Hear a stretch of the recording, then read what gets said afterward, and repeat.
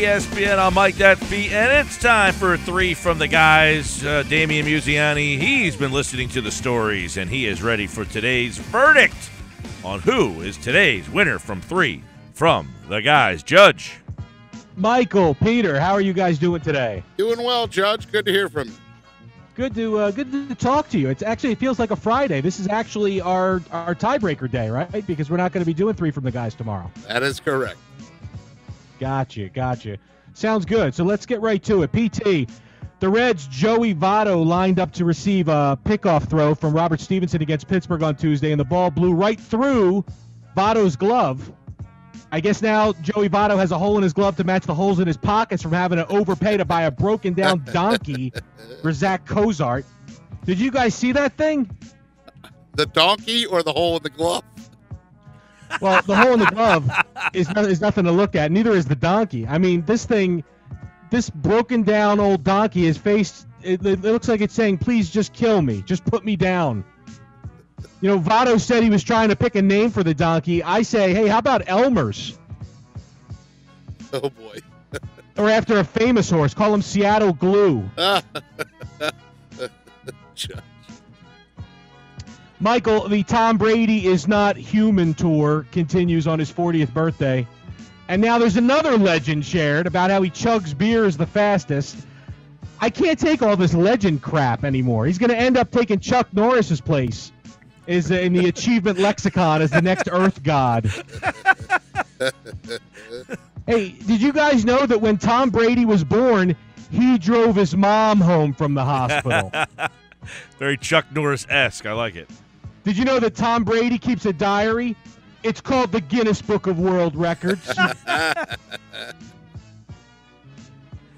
Let's stay with it. PT, Tom Brady, as we all know, many times over, he turned 40 years old today, and many consider him the greatest of all time. So the team brought out a bunch of GOATs, which, as we all know, is the acronym for greatest of all time, to celebrate, GOAT. And between Brady's cover-up of Deflategate and his wife Giselle, who won't shut up about Tom's concussions that he hid from everyone, I'm sure glad Tom Brady isn't sitting back and gloating about turning 40. But, of course, that acronym stands for greatest liar of all time. Very good. So I understand Tom's hesitance there. Totally understand it. You know, plus, you know, the Patriots interviewed a bunch of toddlers at this event where they brought out the GOATs, and clearly they idolized their hero. I mean, they lied too. One kid said he was older than Tom. He said he was 50. One little child said he's an astronaut. I mean, the children of New England are following the Belichick-Brady formula already, and they can barely walk. So, Michael, Barstool Sports is handing out 30,000 towels to fans who attend the Patriots opening day game with a photo of Commissioner Roger Goodell with a clown nose. You saw the towel, right? PT, did you see it? I have not seen the towel. I'm efforting to look at the towel right now. Yeah, I know that there's been bad blood between Barstool Sports and Goodell for years now. He even pulled their press credentials for the Super Bowl. But I kind of feel bad for Goodell. I got to talk with him for a few minutes offset at the Mike and Mike draft in Philly back in April. Very nice guy. I mean, he really doesn't deserve this. If I was him, I would turn this thing around to his advantage because, you know, you guys know there is this thing called the Red Nose Day to end child poverty. Yes. You wear the red ball nose, and that's exactly what the towel looks like. I don't think Barroom Sports thought this through because the red nose is not as shocking to see as it once was. Although I will say you do get a creepy John Wayne Gacy vibe from Goodell on that towel.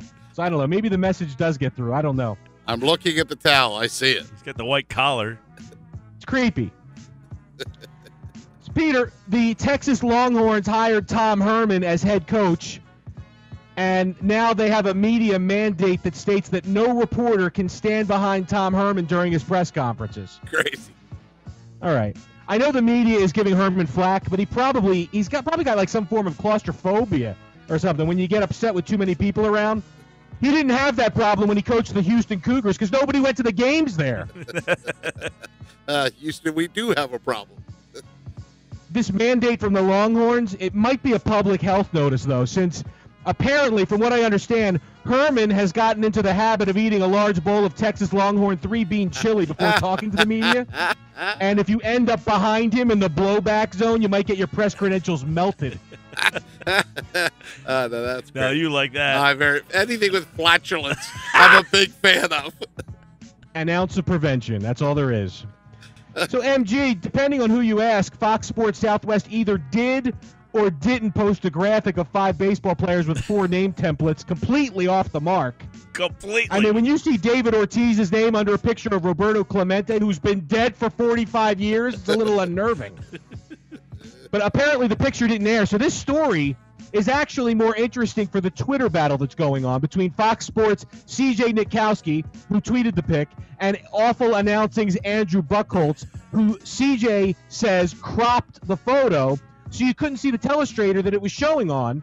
So this looks like it's a manufactured story. Plus, the tweet of the picture went out 5 hours before the broadcast aired.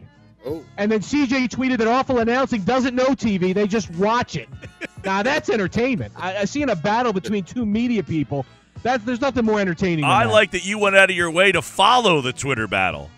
Well, because it was being denied, and I thought, well, someone's not being genuine here. Now, It's got to go one way or the other, and I still don't know which way it goes, but I just know that there's a lot of battling going on, and that works for me. Now, Pete So, Thompson. guys, Now, Pete Thompson used to hold on. Now, Pete Thompson used to work in television here. So, is there a placeholder? Would you use something so ridiculously off as a placeholder? Absolutely, but you shouldn't have it that ridiculously off. We used to have a chyron that said Freddie Mercury, lead singer of Queen. That was like the base template for any interview that we did, and then we always made sure. And if Freddie's name ever hit the air, somebody was in trouble. Interesting stuff. Well, guys, I know that this is our last day, and I'm going to say that today we are actually going to have a legitimate tie because Tom Brady is not human. Mike Gill, you have won 3 from the guys. Yes. This is where Nick pretends.